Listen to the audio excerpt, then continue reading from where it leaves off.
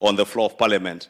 That's why I took time, honorable members, to thank you for having afforded that time.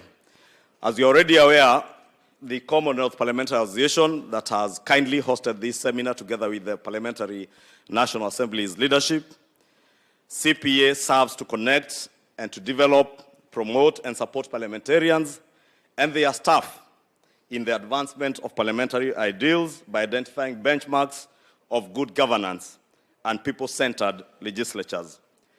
Your Excellency, the transient nature of our parliament, especially in this country, behoves, Honorable President, that we have seminars like this to be able to build capacity among us members. And I say the transient nature, Honorable Speaker and Your Excellency the President, of our parliament. In the last many years, we've had only less than 50% of members being re-elected in parliament, 5% of a return rate.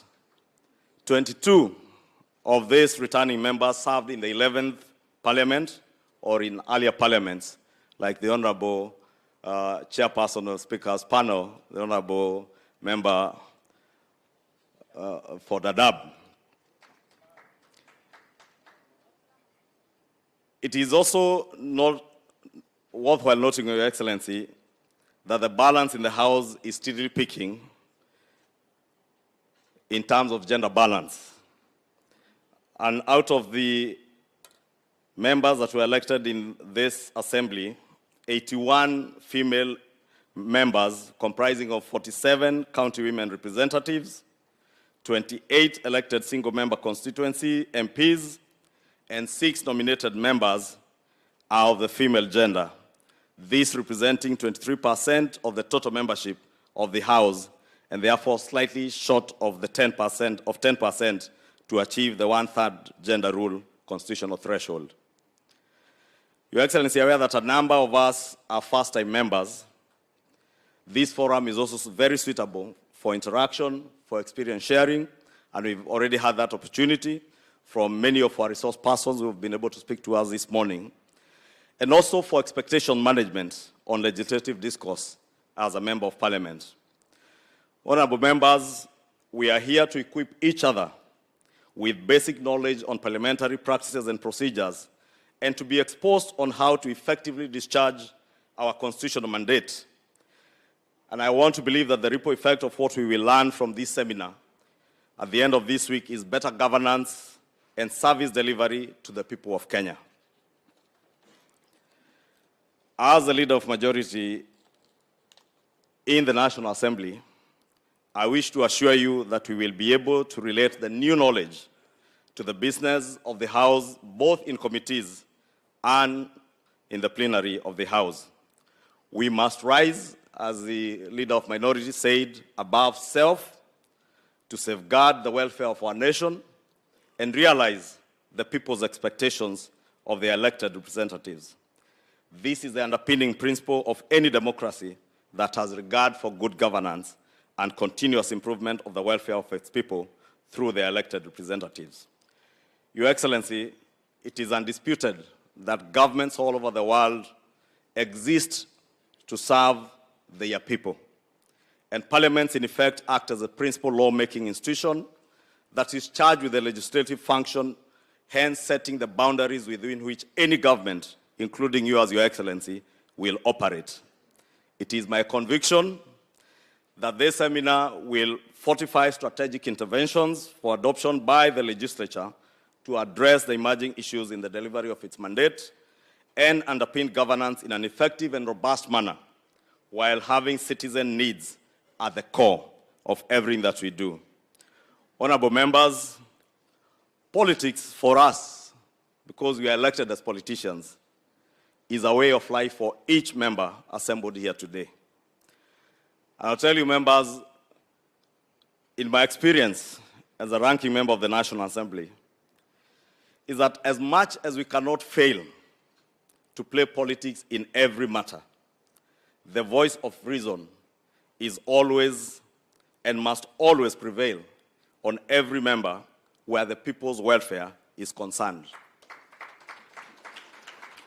And as much as we will hold very firm political party positions, we must never allow grandstanding to come in the way of well-intended and noble decisions that the National Assembly make in line with our constitutional mandate to serve the people that we come to represent.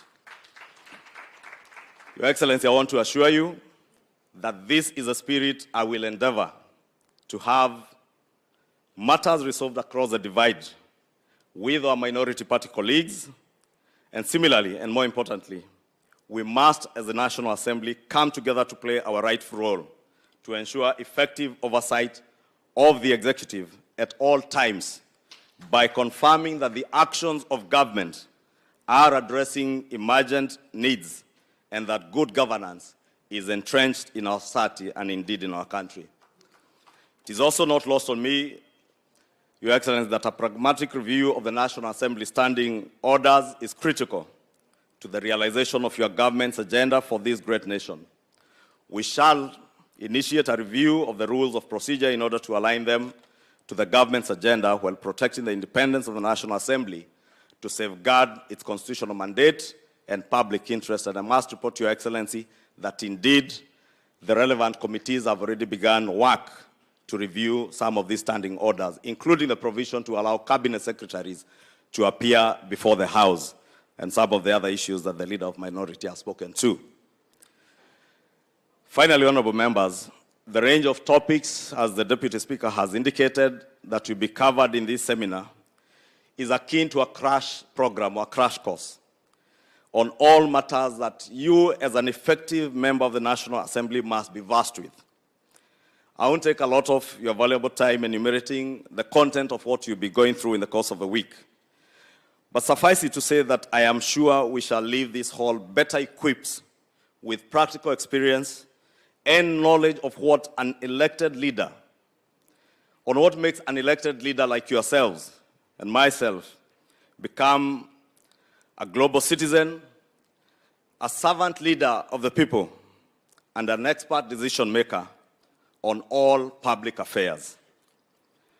Honorable members, the Leader of Minority, the Honorable Pio Wandai, has challenged us on what the 10th Parliament is remembered for, especially in the enactment of the new Constitution. And he has posed a question to us: what shall we, as the 13th Assembly, be remembered for? He's also enumerated the numerous challenges that face our people and some of the interventions that we should be looking into as members of Parliament. I want to believe we have the capacity, we have the will, and we have the determination to make the lives of our people better than we found them. And I just want to say,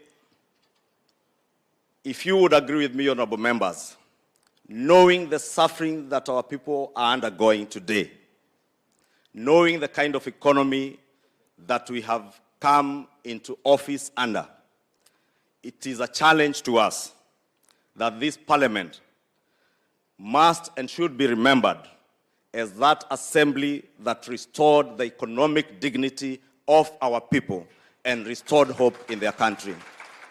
And I want to end by challenging you, honorable members, that we must be able to take our rightful position as members of Parliament to represent our people, to oversight government, but as I said, not to ever allow grandstanding and firm political party positions to get on the way of what is right for the people of Kenya. Let us always stand for what is right, what will improve the lot of our people, and I believe we have that capacity even to review and look at all the issues that the Leader of Minority has spoken to, including what you have already done with the enactment of the IBC Amendment Bill that has already been signed into law, that was enacted by this Assembly as an amendment bill of a law that was also passed in the 12th Assembly. With those very many remarks, Your Excellency, thank you again for attending this seminar, and we look forward to working with your government, to oversighting your government, to ensure that indeed even your government serves the interest of the people, and the people are the core of all our engagements with your government. Thank you, Honorable Deputy Speaker and honorable members, for that opportunity. And now it's my, thank you, Leader of Majority, and now it's my humble duty to invite the Speaker of the National Assembly and Chairperson of the Parliamentary Service Commission, the Right Honorable Moses Wetangula. Karibu.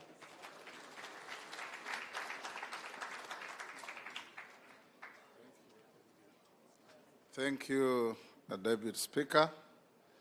Your Excellency, the President of the Republic of Kenya and Commander-in-Chief of our Defense Forces, Prime Cabinet Secretary, our resource people led by Mr. Twig from CPA, our majority and minority leaders and your deputies, the distinguished Governor for Mombasa County 001, commissioners of the Parliamentary Service Commission from the National Assembly, chairs of various committees and your vice chairs, distinguished honorable members, ladies and gentlemen. Your Excellency, we take the opportunity to welcome you to this post-election seminar being held here in our tourist city of Mombasa. This seminar is not just a get-together by members of parliament to engage in a talking shop. It is absolutely critical to fresh men and fresh women in the House.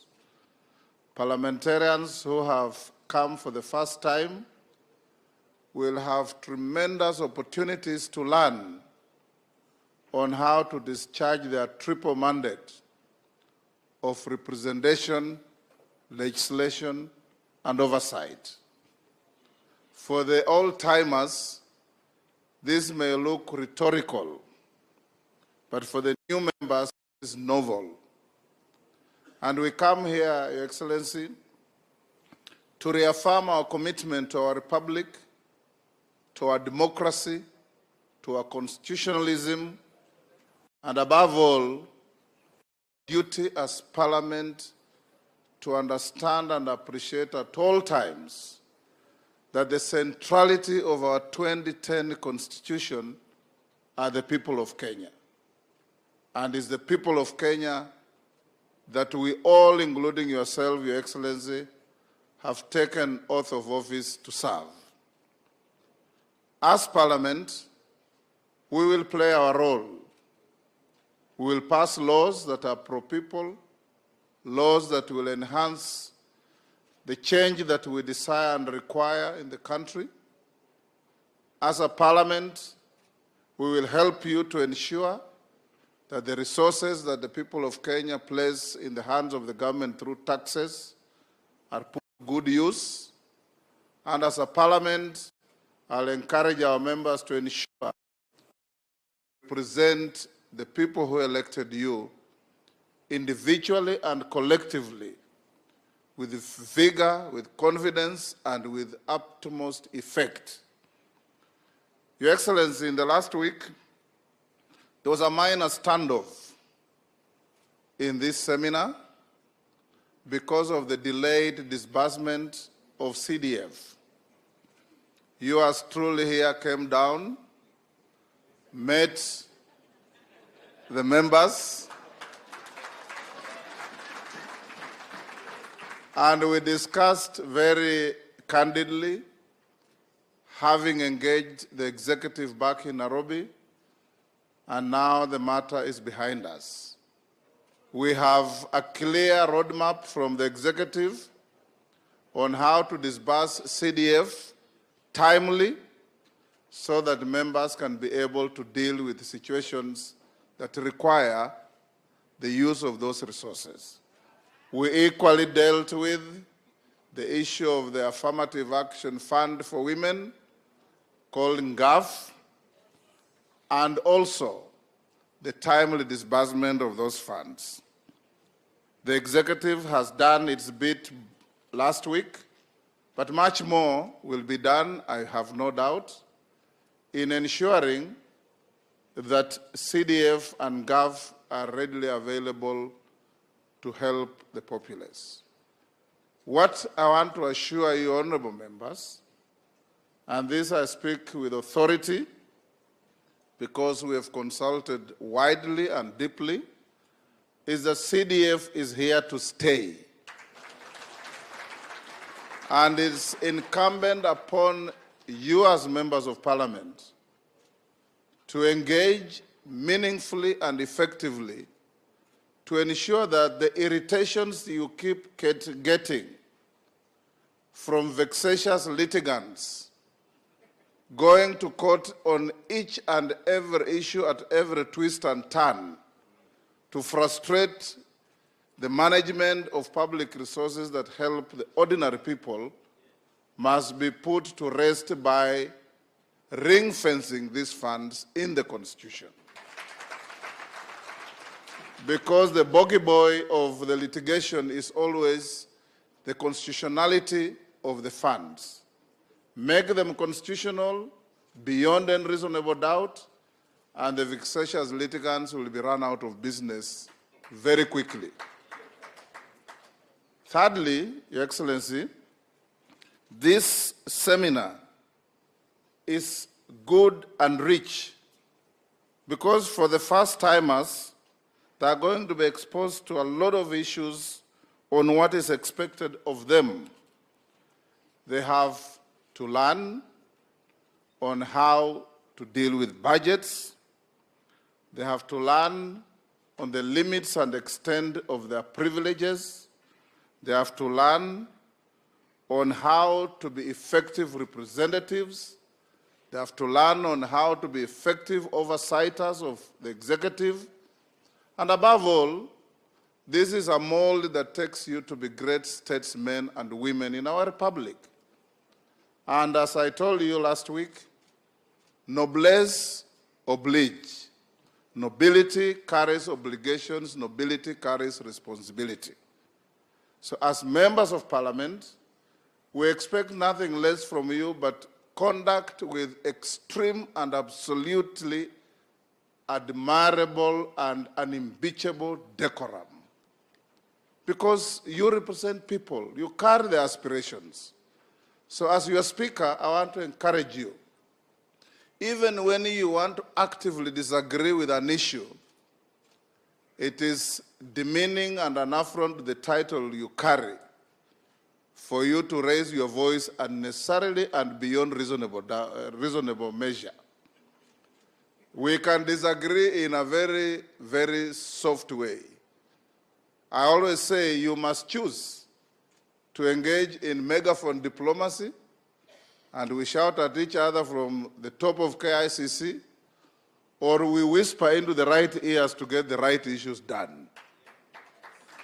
Both will give you the same effect, but the whispering will give you a better effect.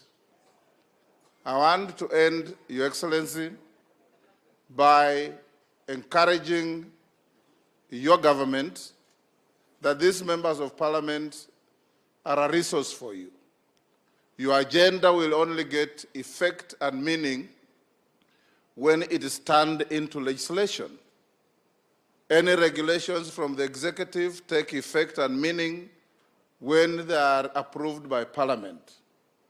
And as a parliament, we'll be able to work hand in hand to ensure that the people of Kenya get what they deserve, get what they need, and live an incrementally better life than the time you came into power. We as parliament have a cardinal duty to defend the Constitution, to uphold the Constitution, and we are going to do so without any fear or favor. Whatever you have sent to us to deal with is already before committees. Honorable members, as I finish, I have taken the extra step recently to put a team together because of the myriad of litigations that face Parliament on the most frivolous issues, I have brought together a team of senior lawyers in the House: Otienda Molo, Peter Kaluma, Murugara, John Makali, Wakili from Katanga, Osoro, and many others. And those who are not in the team, you may volunteer if you wish to join, so that you constantly deal with issues as they emerge, so that we are not held back by decisions of courts because we are not representing ourselves well. We are going to make sure that we give those pro bono services, and those members have assured me, Your Excellency, they'll give pro bono services to ensure that they take head-on and run out of town vexatious litigants as soon as is practically possible. It is now my humble pleasure, honorable members, and when His Excellency finishes addressing us, we are a bit too many probably to have a group picture. We probably will ask the leadership and our resource people, and of course the Prime Cabinet Secretary and the Governor, to have a photo opportunity with the Head of State. And then His Excellency will join you for lunch. And those of you who have any sticky issues, you know the President has been a member of Parliament. He was there before CDF, and he was there during CDF. He knows the difference between the two. So you actually are preaching to the converted. And when you preach to the converted, it may end up spending our time badly, because he knows exactly what CDF means. Your Excellency, it is now my humble pleasure to invite you to come and talk to these distinguished members of Parliament of the 13th Parliament.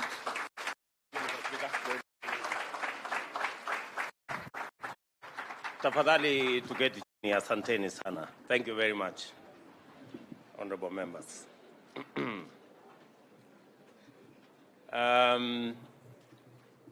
Mr. Speaker, sir, the Honorable Moses Masika Wetangula, Madam Deputy Speaker, the Secretary General of the Commonwealth Parliamentary Association, Mr. Stephen Twigg, the Leader of Majority, Kimani Ichung'wah Anthony, the Leader of Minority, Opiyo Wandayi, the whips, honorable members, good afternoon. Hamjambo. I am truly happy to be in your midst. And before I make my small remarks, let me first take this opportunity to congratulate each and every one member who has been elected to the 13th Parliament. Honorable members, I repeat to say congratulations, because I am a practicing politician. I have been elected a few times, and I know how difficult it is to persuade people to elect one. So I have tremendous respect for elected officials. Congratulations to all of you.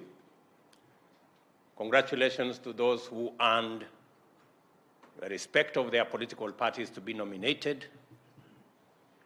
And let me say from the onset that I look forward to working with all of you.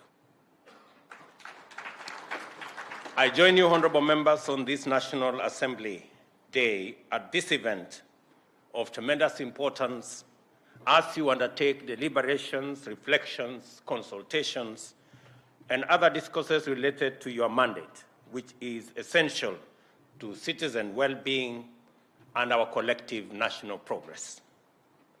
Since my last encounter with you, when I addressed the joint sitting of Parliament, significant developments have unfolded in our constantly evolving context. The role of the legislature has continued to assert itself in highly important, far-reaching ways. The need for a clear, rational, sustainable, and clear framework of engagement between the three arms of government has come out in very sharp focus. The National Assembly has, over the brief period, considered and passed legislative items that are critical for the nation, robustly vetted and approved various appointments of state officers, including cabinet secretaries, principal secretaries, and the Inspector General of the Police Service. At the same time, you have concluded important internal agendas, including the formation of House committees, and it is my special honor to respectfully acknowledge the presence of the chairpersons and vice chairpersons who are in our midst. Pongezi sana waheshimiwa for being given the mandate to run the affairs of the various committees of the House. I thank you, Mr. Speaker, and honorable members for the priority you have accorded the government agenda in the House. As a result, we were able to expeditiously constitute the executive, conclude critical legislation, consider and approve various nominees for appointment to public office. The approval of the regulations which brought the Hustler Fund into operation, thereby realizing our financial inclusion agenda, is of particular historic significance. Similarly, the first legislation to receive my assent, the Independent Electoral and Boundaries Commission Act No. 1 of 2023, is designed to provide a framework for us with close parliamentary oversight to sustain the incremental perfection of our electoral regime. And in so doing, the National Assembly played its part in setting the stage for us to deliver on our commitment to undertake a radical socio-economic transformation with a view to uplifting Kenyans and all our people.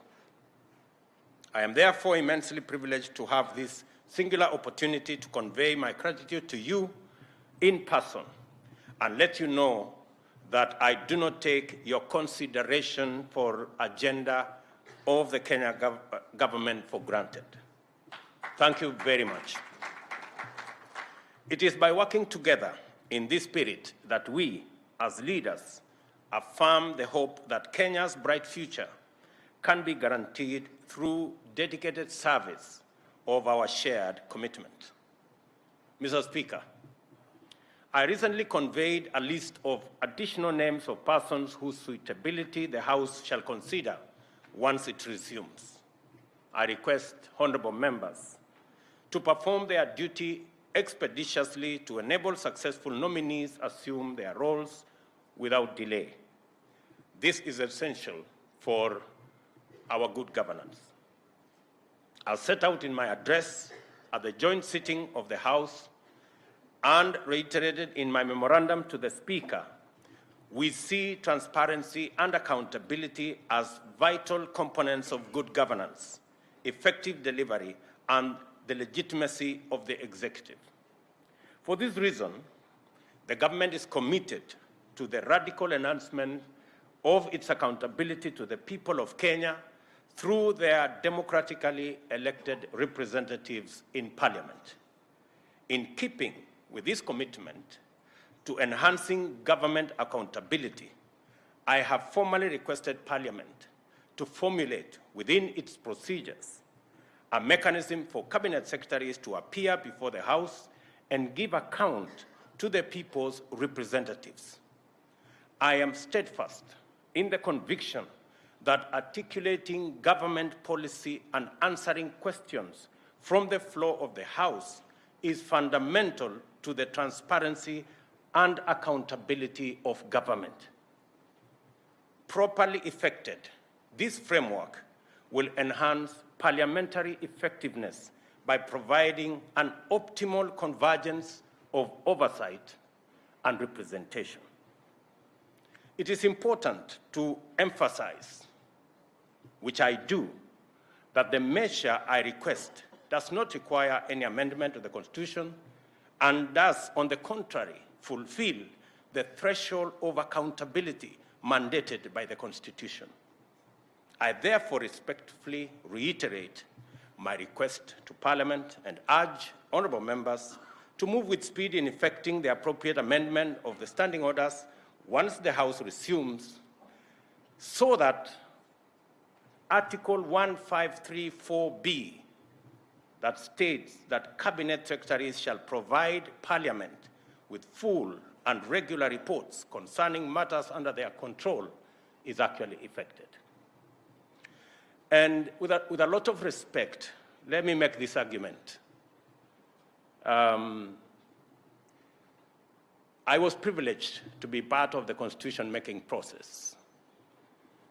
And we had an opportunity to decide whether this country would go parliamentary or presidential. The people of Kenya decided unanimously that they wanted to elect their president. So we have crossed the Rubicon on matters parliamentary or presidential. We've crossed that Rubicon.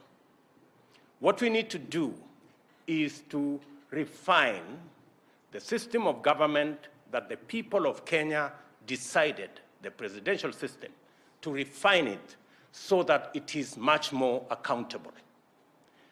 When I sent the request to Parliament for you, members, honorable members, to consider cabinet secretaries answering questions directly to members of Parliament, it was not an issue of trying to renegotiate the Constitution. It is an issue of accountability. I am a very strong believer that a government is as good as the accountability mechanism that has been put in place. All I am asking, honorable members, is for you to better, much more effectively, much more efficiently, to be able to discharge your responsibility of oversight over government. Ordinarily, an administration would be running away from that act. But I am presenting my government to you, honorable members, to oversight, to ask questions, to interrogate, so that we can have a better country for all of us. To affirm that we are well and truly on a new trajectory in legislative management, I cannot fail to mention and commend the recent facilitation by the House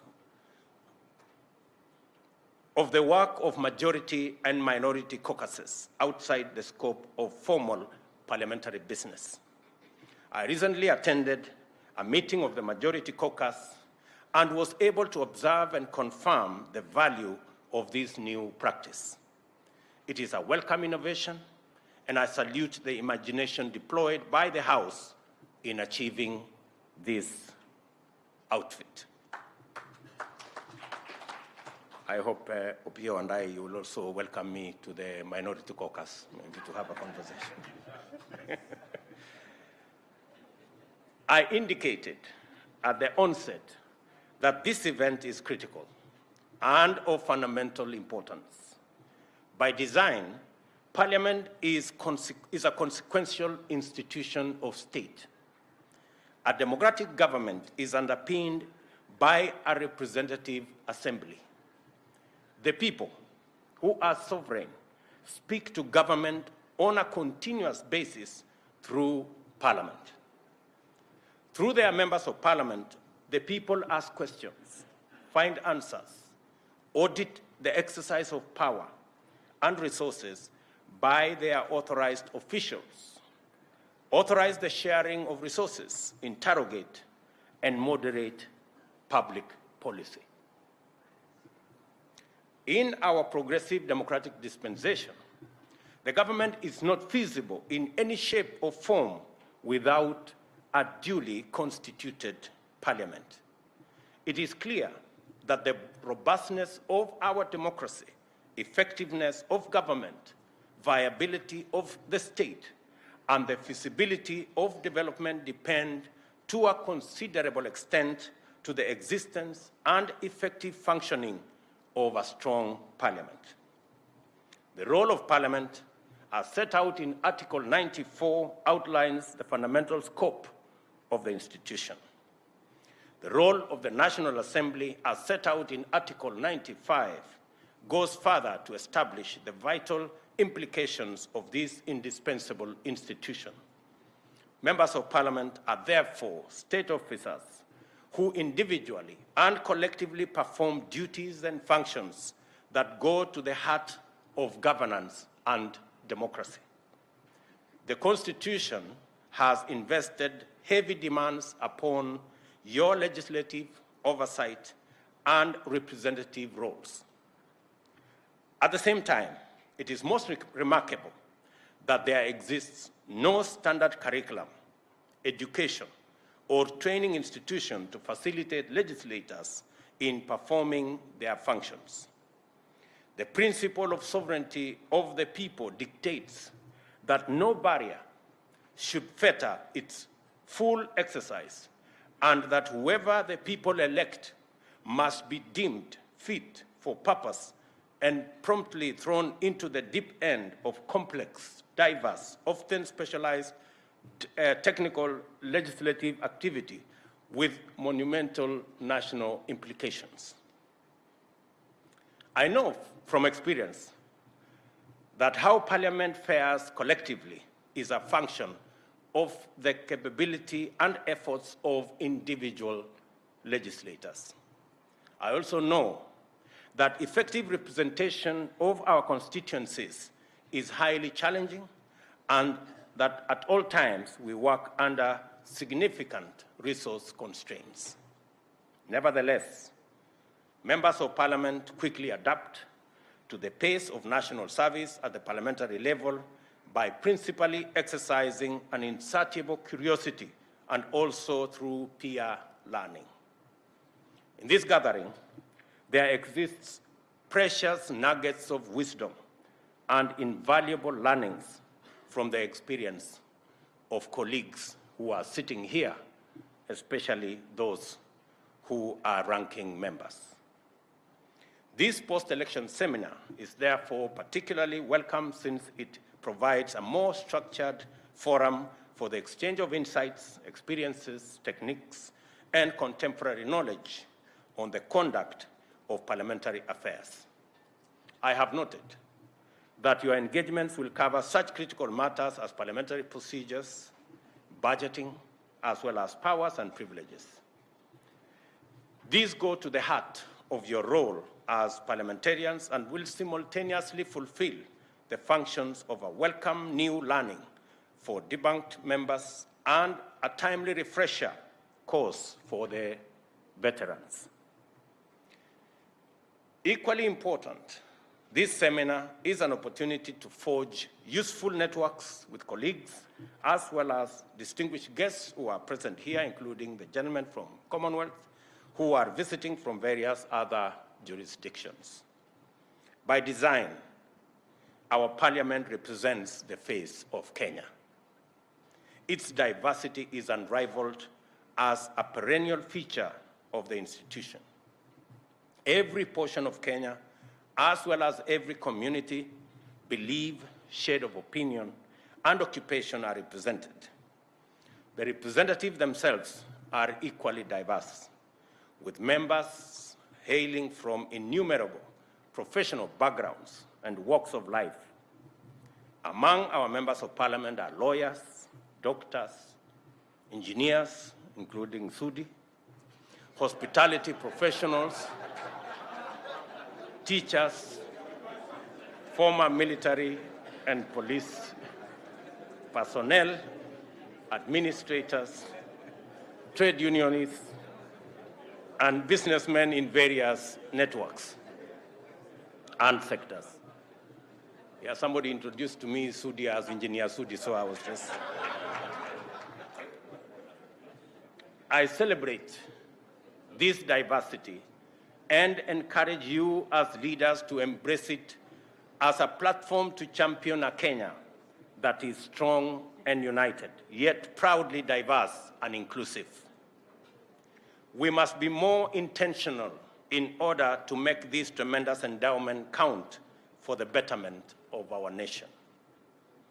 I am further encouraged to witness the fact that your appetite for diversity is not restricted to our local situation.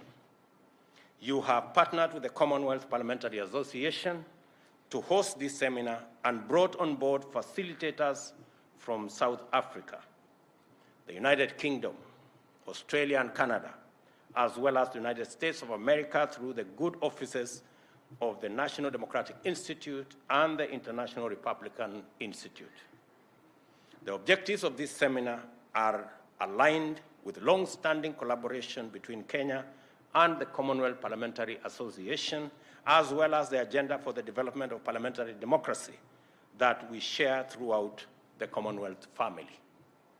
Mr. Speaker, one outcome I look forward to with great anticipation is the emergence of a robust ethos of strong individual and collective parliamentary performance, is cognizant that Parliament, the national executive, and the judiciary are ultimately arms of one government.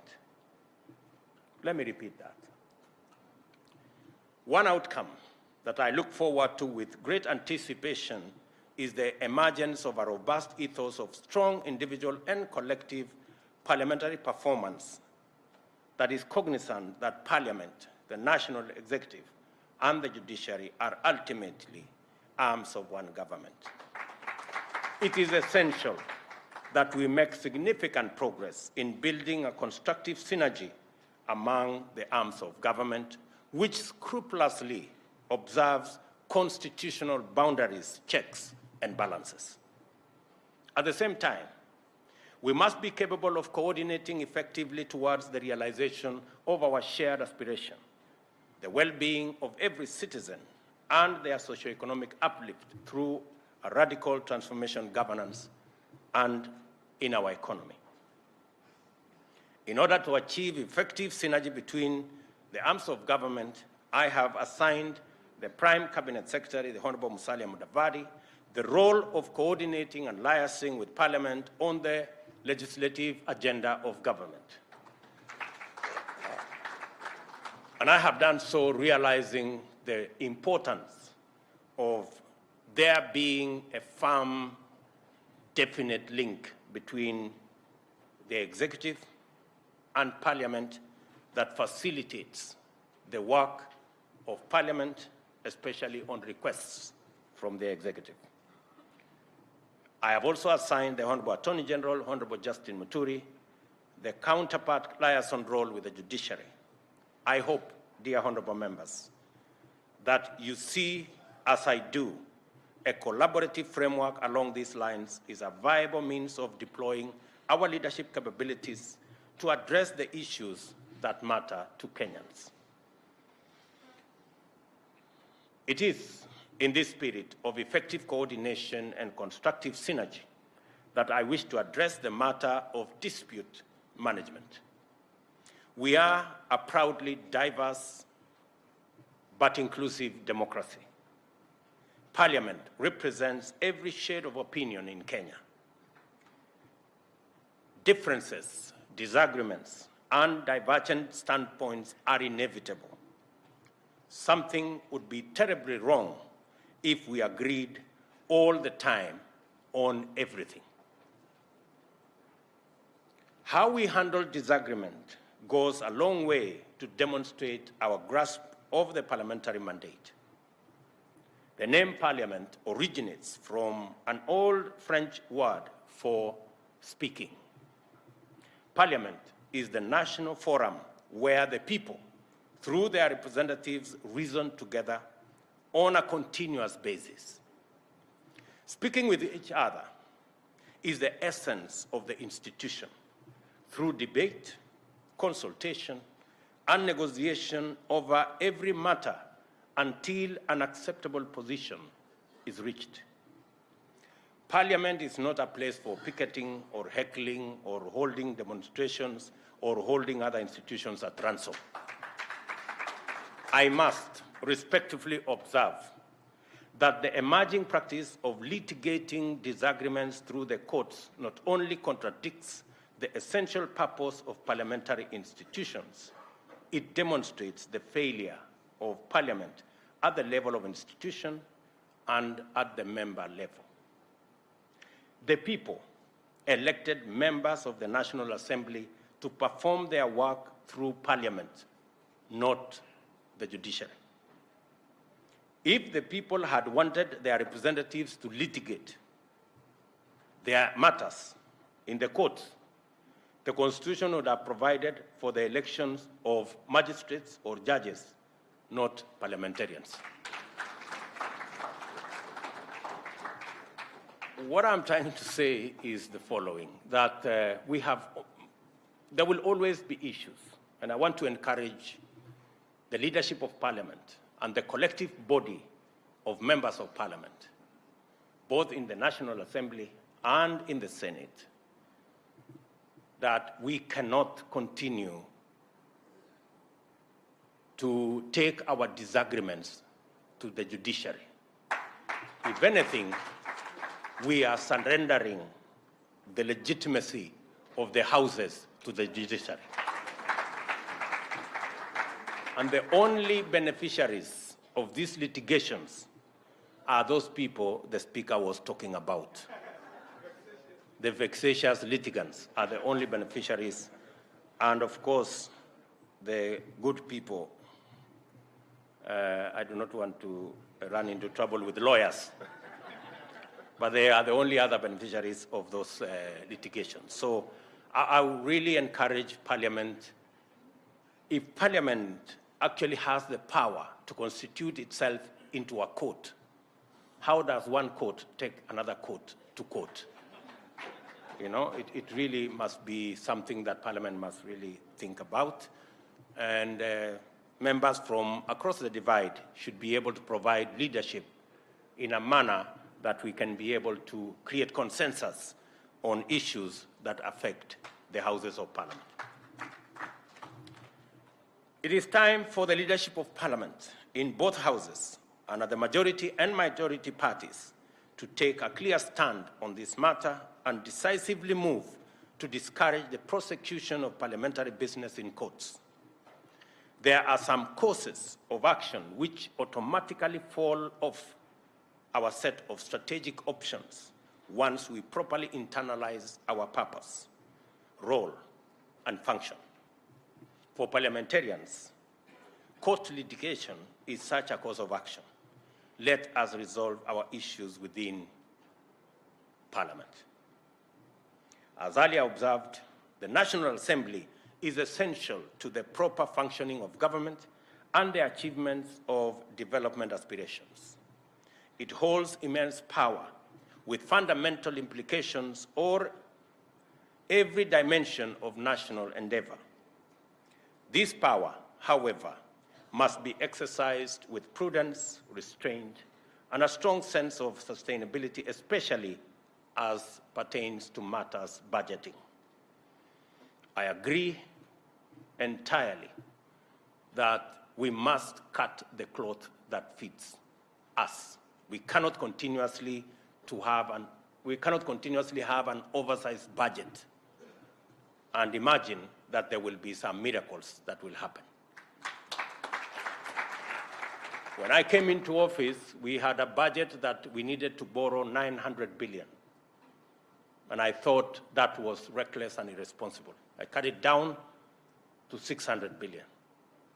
I will be presenting shortly our revised budget that will actualize that commitment that I made to the country.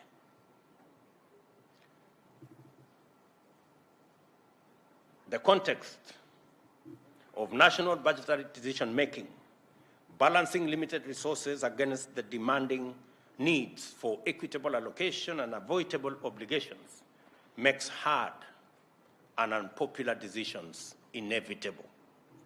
The scope of our budgetary ambitions is firmly dictated by our ability to finance it through available revenue-raising measures. Service delivery depends on appropriation of available resources, and it is quite clear that not every item we deem urgent and necessary will be financed. And when I say available revenue-raising measures, I mean that each and every one of us, once we agree on a tax regime, each and every one of us must pay their part of taxes. We cannot continue to operate in a space where those in power exempt themselves from paying taxes using all manner of instruments, while those who do not have as much power pay tax. All I am saying is that the good people who are used to exempting themselves from paying tax, their day is up. Every citizen must pay tax. That's all I'm saying. And it doesn't matter. Even if they sponsor demonstrations so that they don't pay tax, I want to promise them they will pay tax. There's no more exemption. This country is not the animal farm, where some are more equal than others. We are going to have a society where every citizen carries a fair share of our burden to raise taxes. I am not talking about additional taxes. I am talking about taxes that have been agreed upon by Parliament and signed into law. We must therefore be especially prudent, by which I mean that it is our duty to avoid increase in budgetary allocations regardless of financing capacity, and to endeavor at all times to use our offices as servants of the people to ensure that government lives within its means. And that is a collective responsibility, both by the executive and by the legislature, that we ensure that our budget-making process is aligned to the resources that we have. This calls for us to bring back our expenditures within sustainable limits. Our recurrent expenditure currently outstrips revenue collection. You will recall that in our last interaction, I directed the National Treasury to reduce budgetary allocation, as I said, in this year's budget by about 300 billion. The reductions are going to be included in the supplementary budget for your consideration once the House resumes, and I am counting on your understanding and leadership to minimize non-essential expenditure. As pertains the NGCDF, you don't need to convince me about the importance of decentralized funds in meeting the everyday needs of ordinary citizens at the grassroots. I was a member of parliament when there was no CDF. I was a member of parliament when we introduced CDF. I know the difference. It is like day and night. I understand the pressure that you are under in regard to this matter, and I am also aware that the National Treasury has communicated its commitment to a disbursement schedule that is realistically aligned to revenue projections and actual collections. I therefore ask you to be understanding and to work with what is actually possible. And I will be as candid as I can be so that we don't overpromise and we don't underdeliver. I reiterate that we must take a stand and play our part in enhancing budgetary sustainability and minimize fiscal risks by aligning our demands with the best budgeting principles within the limits of our budget policy. Due to the prevailing drought, our people are undergoing food stress. We are taking measures to alleviate the situation by distributing basic food supplies to the most vulnerable in affected populations. It is our plan to support our farmers through provision of adequate farm inputs, including affordable fertilizer, mechanization, technical and extension services, as a key priority. And let me say, it is true, we have a serious situation of cost of living. We didn't get here overnight. We got here because of a series of decisions that were not made in the right direction. We will not get out of it by magic. We will get out of it by clear plans, interventions. And I want to promise you, members, that we have already registered 5 million farmers across the country. We intend to work with our farmers to grow our food so that we do not become slaves of imports from other countries when we have farmers who can do this for us. All the farmers are asking is to work with government to ensure that they can produce food for our nation. I know that the National Assembly has and will continue to receive reports detailing the manner and extent of environmental harm occasioned in various parts of the country through various reckless and illegal acts. Deforestation and pollution are among the leading practices. I recently launched a national tree planting program aimed at growing at least 15 billion trees by the year 2032. I urge you to join the movement to green Kenya by leading tree planting campaigns in your constituencies. Additionally, I encourage you to be mindful of the imperative to prioritize the conservation of wetlands and inland water bodies, including rivers and swamps, which are critical for our water needs. I have been greatly encouraged to note your strong participation in regional and Pan-African forums. This is an aspect of your activity that deserves greater focus as an integral part of your functions. The starting point is to arrive at an understanding and articulation of the East African community and other regional frameworks as platforms for us to enrich our sovereignty by projecting our national values and embracing our brothers and sisters throughout our region and continent into networks of collaboration and cooperation for mutual benefit.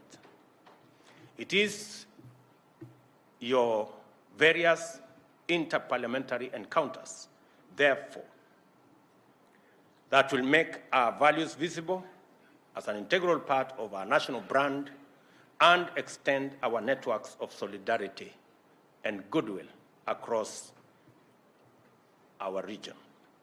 As I conclude, I wish to reiterate the Government of Kenya's commitment to sustain a high level of effective, impactful, and transformational engagement with Parliament, since this is key to the achievement of our vision for Kenya.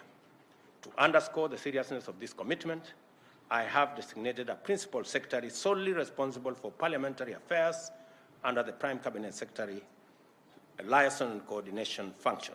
And I'm sure the Honorable Musalia Mudavadi will be speaking to you later. I intend to honor your invitation to forums like this in furtherance of our intention to enhance synergy among arms of government in order to deliver a more and a better Kenya within a short time. And let me commit to this August gathering that